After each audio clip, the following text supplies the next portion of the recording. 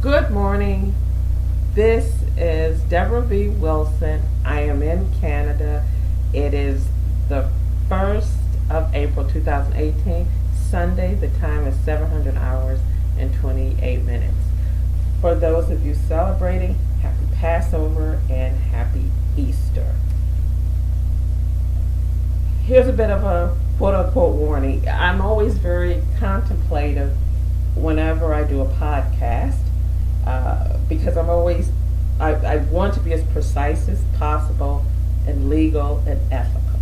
This one, so what results is that quite often I hesitate to make sure I'm communicating effectively and appropriately. There will be a great deal more hesitation in this particular podcast, but I'm going to try to get through as quickly as possible. The context is the United Kingdom, with a quick reference to a class I'm taking. I'm taking an online class out of Israel on counterterrorism. And at this particular section of the class that I'm looking at is self-guided. I'm auditing it. And in this particular section of the class, I'm looking at security modeling, counterterrorism work. And the discussion the professor had about the technical skills and the technicality of doing counterterrorism work, national security modeling, and the art part of it. The part that it is an art form. And I want to, with this podcast, illustrate utilizing this national security modeling in the UK, the art, the component of national security modeling that is art.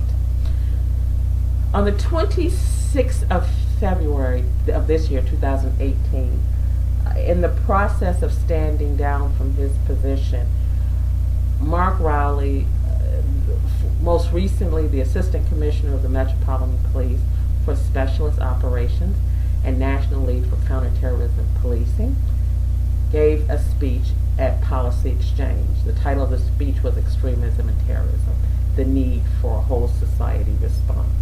And in the speech, which I will post the link because I want to be very circumspect here, and I'm intentionally not mentioning names, but the speech.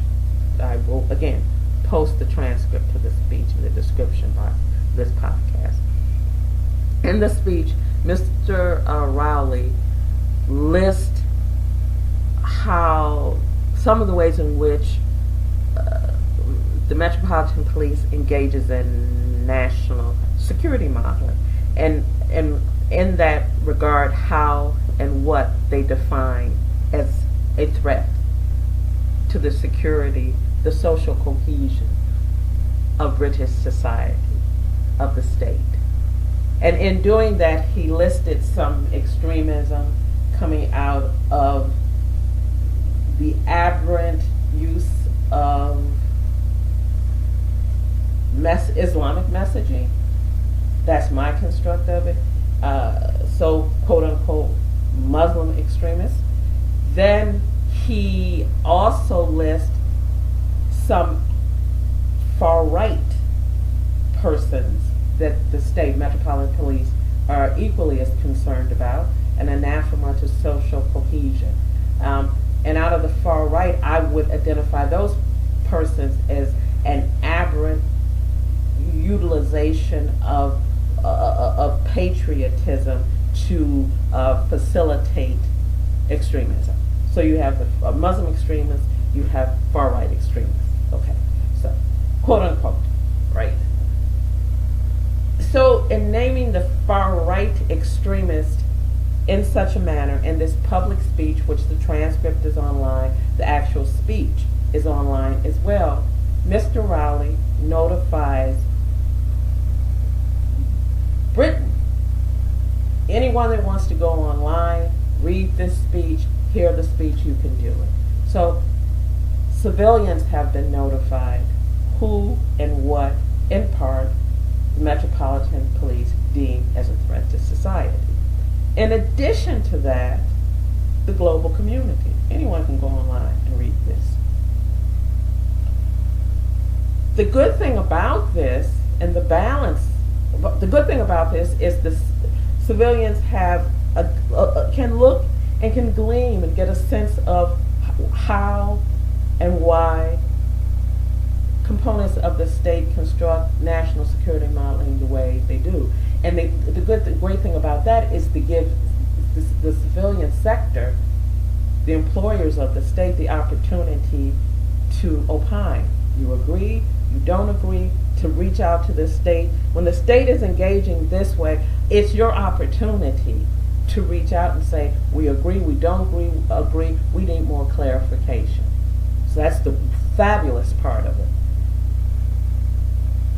The other part of this is that, again, anyone, global community, has access to this information.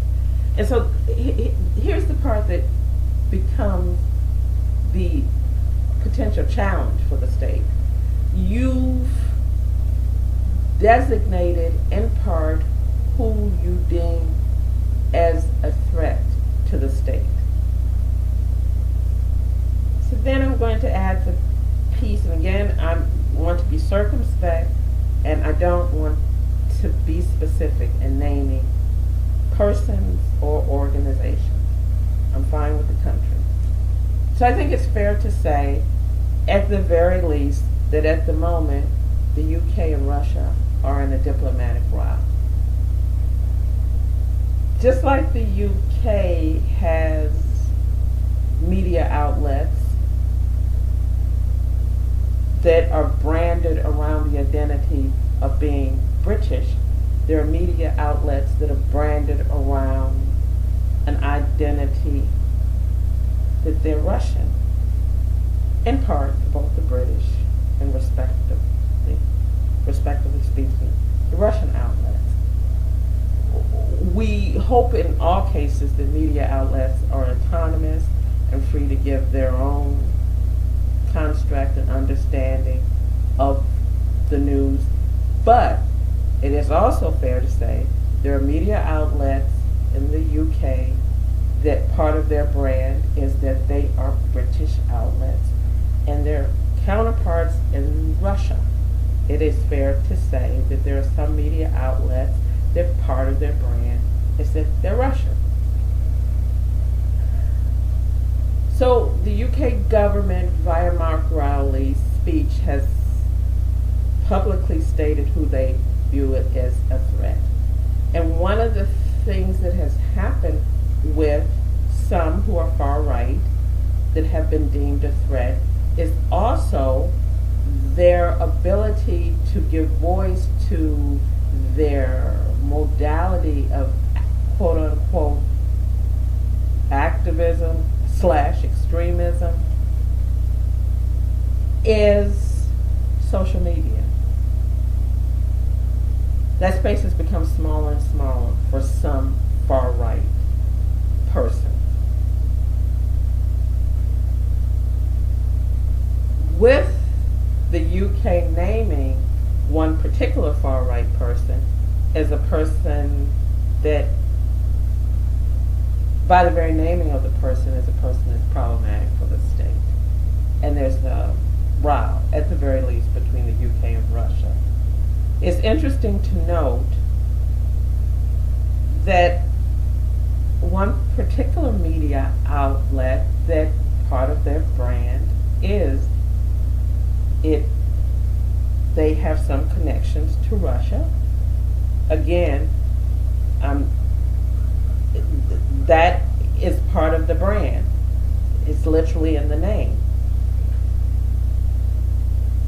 So with this diplomatic row between the UK and Russia, it's interesting to note that one particular media outlet that does have some connections to Russia is now giving more media space on their platforms to a far-right person that the United Kingdom has named as problematic.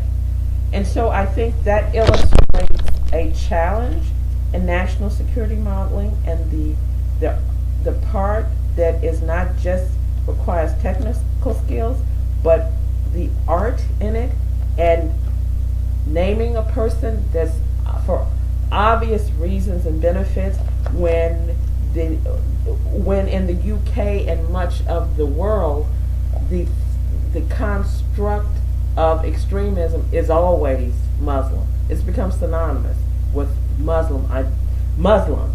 When you say extremist, for many people and places, you might as well say Muslim. And I think in an effort to be more correct and to not demonize all who define as Muslims, I suspect part of the reason that the complexity of what is extremism in the UK, the desire to express what the complexity of extremism is in the UK and the reality of what extremism is in the UK, and the desire for the state to have some transparency in how it does its national security modeling led to naming people, and this one far-right person in particular. So that's, I suspect, and that's my opinion of why the state did that. But the risk in doing that is you name a person and then, or people, and then the dynamics that produces. And one of the dynamics in this particular case that it produces is that in a country other than your own that you're in a particular, at the moment, row with, can then turn around and literally do, for lack of a better word, and this example is crude, but the enemy of my enemy is my friend. And therefore, your enemy's enemy, give them more of a social media space, more global space, in a time and period in which that global social media space has been reduced for that person. I don't know the answers, but I think it's a perfect illustration of the various dynamics involved in national security modeling and the decisions states have to make about what do we share, when do we share it, and if we do share it, what's the downside? The downside, in my opinion, is you notify people that you may, at that particular moment, not have the most harmonious relationship with. You notify them of your concerns, and therefore give them the ability to utilize the concerns you've voiced in a way that is problematic for you. Sorry that I'm being so cryptic, but I don't want to name people for a lot of reasons. So I'm doing it in a passive-aggressive way. Thank you for listening to this podcast. I hope you stuck out to the end. And if you haven't already seen heard the video and seen the video from Mr. Rowley, I'll post that as well, and along with the transcript. I'm guessing if you're even listening to this podcast, you already know the people I'm talking about. But in any case, take a look at it, listen, and when it comes to national security modeling, think and try to understand all the dynamics involved and what those dynamics can produce and the decisions you have to make when you're doing national security modeling. To understand not only the dynamics you might produce, but then how those dynamics are handled. This is Debra V. Wilson, and again, for those celebrating